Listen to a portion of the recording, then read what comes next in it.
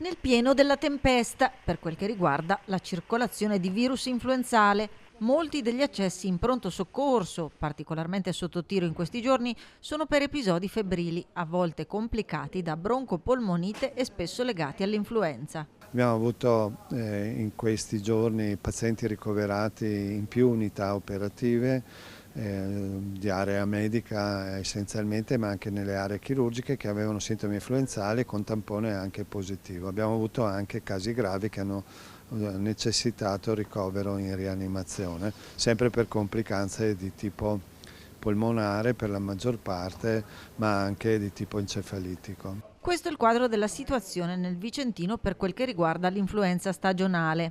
Chi è vaccinato non deve preoccuparsi particolarmente. La sintomatologia, ripeto, è una sintomatologia di tipo febbrile, respiratoria, quindi con tosse, un po' di difficoltà a respirare, nei casi gravi anche difficoltà severa di respiro.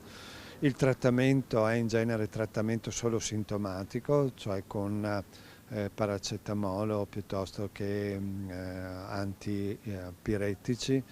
Non uso di antibiotici che non sono assolutamente indicati essendo la forma influenzale una forma virale e semplicemente riposo e astensione da attività lavorative.